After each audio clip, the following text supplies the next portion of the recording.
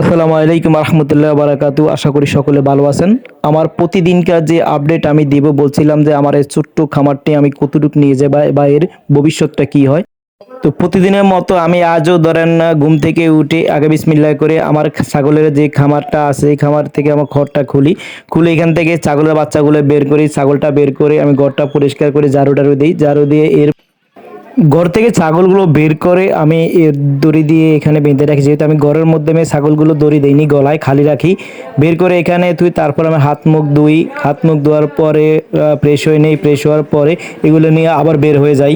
তো আপনাদের ছাগল, যেটা ছাগল অনেকে পালন করেন, ছাগলের যদি হালকা কাশি ঠান্ডা হয়, আমার ছাগল গত এই 2 দিন আগে হালকা কাশ এবং ঠান্ডার কারণে দুই একটা হাসি টাসি দিয়েছে। তো হাসি দেওয়ার কারণে আমি কী করছি, ফার্মেসিতে যাই, এই বঙ্কো প্লাস সিরাপটা আনছি। প্রথম অবস্থায় যদি কাশি হয়ে থাকে তাহলে এই বঙ্কো প্লাস সিরাপটা, এটা গরু হোক, ছাগল হোক, যাই হোক, পশু পাখি যে বা আপনার হাঁস মুরগিরও খাওয়াইতে পারেন, যে গলা গড়গড় করলে বা হালকা কাশ সর্দি এটা হলে এই বঙ্কো প্লাসটা যদি প্রথম অবস্থা দেওয়া যায় তাহলে মানে ওর কাজটা নির্ভ হয়ে যায় বা ইয়ে হয়ে যায়, অত বেশি সরায় না, ঠিক হয়ে যায় প্রথম প্রাথমিক অবস্থাতে।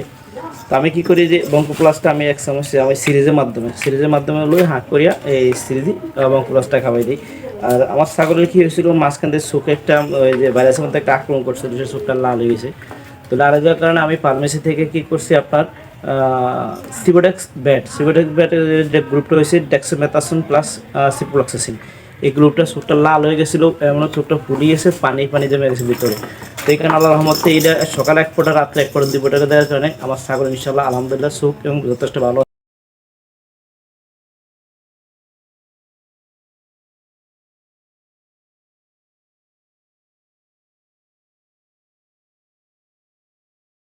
এখানে সিরিজ নিলে হয় কি, আমরা গলার ভিতরে দিয়ে দিতে পারি, অসুবিধা হয় না।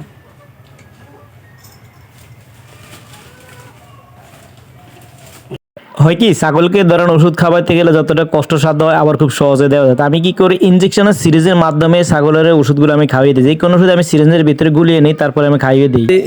ছাগলের হাসি কাশি দেয় তাহলে এই যে বঙ্কোভিট প্লাস সিরাপটা, আর আপনার সিবোডেক্স 1 ফোঁটা করে প্রতি ছাগলের চোখে 1 ফোঁটা করে দিলে যে চোখ লাল এবং পানি পড়াটা আস্তে আস্তে বন্ধ হয়ে যায়।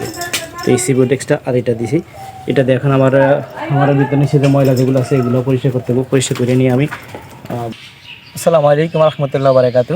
আমার আরেকটি ব্লগের ধরুন, ব্লগ বলতে আমি ইউটিউবের ভিডিওগুলো করি আজকে অনেক বছর, সেক্ষেত্রে ভিডিও ছাড়ি না। মাঝখানে অনেক দিন আমার একটা সমস্যা ছিল, সেটা আমি বলছি যে আমার মোবাইল যেগুলো নষ্ট হয়ে গেছে, আমার বাচ্চা হয়তো হাত থেকে ফেলে দিয়েছে, আমি বলছি। তো মূল কথা হয়েছে যে আমার ধরুন আমি বিদেশে ছিলাম, তাও আপনারা জানেন, বিদেশ থেকে আসছি, দেশে ফার্মেসি দিছি, পুকুর আছে, ওই মাছ টাছ করি। তো মোটামুটি আয়ের চেয়ে অনেক ব্যয় বেশি হয়ে যায়, কারণ বাচ্চা কাচ্চা মানুষের থাকলে সেক্ষেত্রে খরচপাতি বাড়ে। আপনি যখন একলা থাকেন তখন একরকম খরচ থাকে, যখন আপনি বড় তখন আর একরকম খরচ বাড়ে। আমার সংসার বাড়ছে, বাচ্চারা বাড়ছে, তার খরচ বেড়ে যায়। বাচ্চাদের আরও অনেক কিছু আছে, আমার যেখানে ভিডিও করতে এর পিছনে যা আছে ওইদের সাথে আমার বাচ্চাদের, কিন্তু তা হিসাব না। হিসাবটা হলো যে আপনার আমার কী আছে ওইটা নিয়ে। তো এই চিন্তা ভাবনা করলাম আমি কিছু একটা করি। কিছু একটা করতে গেলে কী করবো, এখন দিলাম বাড়ির কাছে ফার্মেসি দিয়ে মোটামুটি আলহামদুলিল্লাহ চলার মতো যেটা হয় সেটা হয়, চলার মতো টাকা পয়সা আছে বা হয়, যেটা দিয়ে আমি চলতে দিতে পারি। তো কিছু দেনা টানা থাকার কারণে আমি চিন্তা করলাম যে সকালবেলা যে বেচা কিনা আমরা করি, মানে আমাদের এই এলাকাতে গ্রামের অঞ্চল, তো গ্রাম অঞ্চল তো একবার গ্রাম অঞ্চল না, শহর থেকে সামান্য একটু ভিতরে, রায়পুর উপজেলা যে থানা থেকে ধরুন আপনার 4-5 কিলোমিটার পরে। তো আসলে আজকে বিলে আসার পরে দেখলাম যে আমার ধরুন ইরি ক্ষেতের জন্য যে পানি দিয়ে ধীরে ধীরে এই পাশটা আমরা আগে ছাগল ছড়াতাম, এখানে এই লম্বা এখানে ছাগল ছাড়িয়ে দিলে ছাগল দৌড়তো, ঘাস যা খাইতো। এখন ওই পাশটাতে এরা হয়তো গায়ে গিরিস্তি করবো, ধান টান করবো। শীতের যে সময়টা আসে এই সময়গুলো শীতে ছাগলের ঠান্ডা লাগে, নাক দিয়ে পানি পড়ে বা চোখ দিয়ে পানি পড়ে, ছাগল দিয়ে একটা কাশি দেয়। এতে ভয় পাওয়ার কিছু থাকে না, আমি ভয় পাওয়ার তেমন কিছু দেখিও না। কারণ ভয় না পেয়ে হয় কি, ধরুন আপনার ছাগলের ঘরটা চারপাশ দিয়ে সুন্দর করে পর্দা দিলে এবং একটা যদি বাল্ব জ্বালিয়ে রাখেন তাহলে ছাগলটা তাপ পাইতে সুন্দরভাবে তাপ পায়। আর নর্মালি ফার্মেসিতে গিয়ে যে কাশের যে প্রথম অবস্থায় কিছু সিরাপ আছে, বঙ্কোভিট প্লাস, বঙ্কোভিট বা এই ধরনের কিছু সিরাপ আছে, যেগুলো ধরেন না ওই প্রথম প্রথম অবস্থায় খাওয়াইলে ছাগল আর মারাত্মকভাবে আর ঠান্ডা ধারণ করে না। এরপরও নর্মালি বাড়িতে যদি কেউ আদা, সরিষার তেল, এই থানকুনি পাতা টাতা এগুলা, তারপর ধরেন ওই যে তুলসী পাতা, বাসক পাতা, অনেকেই রস নিয়ে এগুলা ছাগলের খাওয়া যায় ঠান্ডা থেকে বাঁচার জন্য।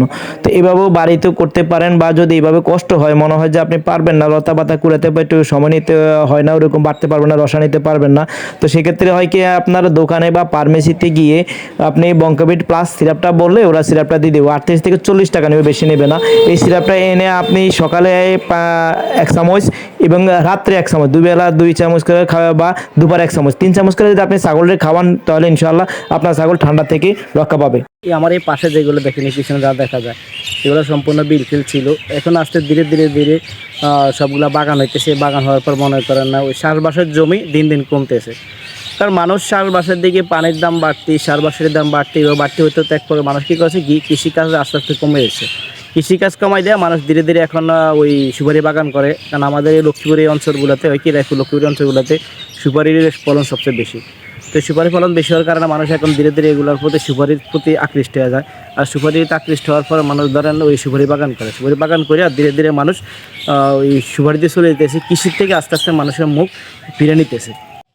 মাশাআল্লাহ, আম গাছে কি সুন্দর মুকুল হয়েছে, প্রত্যেকটা আম গাছে এবার সুন্দর মুকুল দিচ্ছে। আর আশা করা যায় আমের ফলন হতে পারে ভালো হতে পারে তো লক্ষ্মীপুর অঞ্চলগুলোতে।